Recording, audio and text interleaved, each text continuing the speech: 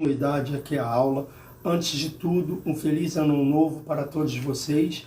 Que Deus venha abençoar a vida de cada um de vocês nesse novo ano de 2025. O significado da cruz. 2.1. A palavra da cruz é loucura e ao mesmo tempo poder. É interessante pensar acerca do fato de que o sacrifício de Jesus na cruz reúne em si o extremo dos sentimentos. O apóstolo Paulo afirma que a palavra da cruz é loucura para os que perecem, mas para nós que somos salvos é o poder de Deus. 1 Coríntios 1,18. Loucura era um dos diagnósticos mais sombrios da antiguidade, pois tirava a pessoa do convívio da família, submetendo a um estilo de vida extremamente precário e sofrido. Contrariamente, o poder desde sempre foi e ainda é um dos maiores desejos da frágil humanidade. O paradoxo da cruz é que ela é instrumento de execução, torna-se na perspectiva divina e dos que acolheram a palavra do Evangelho uma manifestação do poder de Deus. O que acontece? A gente vai falar muito sobre a cruz nesse tópico aqui, porque a cruz era uma das piores mortes e era uma vergonha para o judeu. E o que acontece aqui? Por que a cruz é loucura? Porque aqui vai provar o poder de Deus. Mas como assim vai provar o poder de Deus? Todos nós sabemos que Jesus ali ele é crucificado, mas depois do terceiro dia ele ressuscita. Então o que acontece? A cruz, na verdade, para aqueles que escolhem carregar a cruz, como Jesus falou, pegue sua cruz e carregue, quando nós a mostramos para as pessoas, para eles vão parecer loucura. Por quê? Porque, como aqui mesmo já disse, a humanidade está sempre à procura de poder. Certa vez eu vi um testemunho de uma ex-atriz que ela disse que, na verdade, o que fazia ela ter as coisas não era o dinheiro que ela tinha, mas sim a sua fama. E é isso que a humanidade quer hoje em dia ainda manter, a sua fama. A fama traz o poder, porque ela disse que quando ela ia no restaurante ela não pagava comida, quando ela ia comprar uma roupa ela não pagava. Ela disse que uma simples foto já pagava aquilo tudo ali. Por quê? Porque quando alguém tirasse uma foto dela naquele restaurante, naquela loja, outras pessoas iriam chegar até ali para comprar e comer naquele lugar. E é isso que a humanidade até hoje ela está em busca do poder absoluto. Então, fica ligado, se desvia desse poder absoluto aí, desse poder que é da humanidade, mas sim, carregue a cruz de Cristo. 2.3. Loucura para os gregos. Como é do conhecimento de todos, os gregos supervalorizavam o conhecimento e a filosofia. Quem nunca ouviu falar da retórica grega, destilada através de uma oratória impecável? Assim se formavam as escolas de filosofia. Quanto mais poderoso, eloquente, persuasivo e convincente fosse o argumento, mais adeptos se amealhavam para aquela escola. Assim, quando o apóstolo Paulo fala que os gregos buscam sabedoria e que de sua boca eles ouviriam apenas a pregação acerca de Cristo crucificado, na verdade, ele está revelando que se recusa a fazer um discurso cuja fé das pessoas se apoia em sua oratória e não no Evangelho. 1 Coríntios 1, 22 a 23. O que os gregos achavam loucura? Explica-se pelo fato de que, na mitologia grega, os humanos foram alcançados a condição de divindade, sendo os chamados semideuses.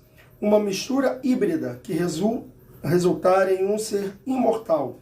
Fala de um Deus que deixa a condição de imortalidade, submetendo-se à mortalidade, é algo que equivale à loucura para a mente racionalista grega.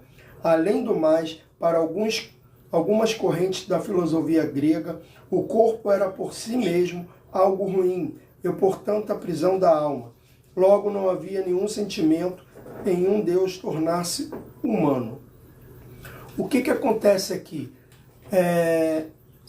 Para a gente explicar para o grego quem era Jesus, eles gostavam muito da oratória. E infelizmente as pregações hoje em dia estão acontecendo isso também. As pessoas estão, em vez de se converterem e ouvirem a palavra de Deus, o Evangelho, elas estão se convertendo a pessoas. Porque elas estão vendo pessoas que têm uma boa oratória e estão indo muitas das vezes assistir pregações somente por causa da pessoa e não por causa da pessoa de Jesus Cristo, não por causa para conhecer quem realmente era Deus, quem realmente é Jesus em nossas vidas. Muitas pessoas estão indo para a igreja somente para adorar ao homem, porque tem uma oratória boa, uma oratória bonita, e aí as pessoas estão indo para a igreja não para se converterem, mas muitas das vezes para se emocionar e se convencerem. Olha como é interessante. Muitas das vezes as pessoas elas vão para a igreja dependendo do pregador daquele dia. Meus irmãos. Muitas das vezes as pessoas vão em busca do pregador e não daquele que é o Salvador, que é o Senhor Jesus Cristo. Então tome cuidado com isso. E para o grego isso era muito confuso. Por quê? Porque para a mitologia grega eles buscavam ser um Deus.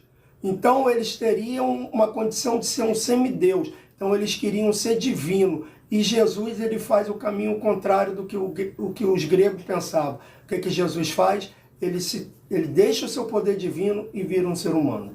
E para o grego, como aqui falou, o corpo é só uma casca, uma prisão que prende a alma das pessoas. Escândalo para os judeus. Em uma de suas mensagens, ao falar de sua morte e de como ela se daria, Jesus foi interpelado pela sua audiência com a seguinte objeção: nós temos ouvido da lei que Cristo permanece para sempre. E como dizes tu que convém que o Filho do Homem seja levantado? Quem é este Filho do Homem? João 12:34. Como já foi dito em lições anteriores, o grave problema dos judeus era alimentar uma expectativa irreal acerca do Cristo ou Messias. Enquanto eles esperavam um rei político que reconstruísse o templo e restabelecesse o culto judaico, o enviado de Deus encerraria tal sistema, oferecendo-se ele próprio como sacrifício. Além disso, havia também uma cláusula gravíssima na lei para que fosse executado quem fosse executado com morte de cruz, Gálatas 3,13, daí porque os judeus acham a pregação da cruz um escândalo. É como eu estava falando lá no início, a cruz, a quem morresse na cruz, era a pior morte que existia para os judeus naquela época. Era uma vergonha. E como é que um rei, que o Messias, poderia morrer na cruz?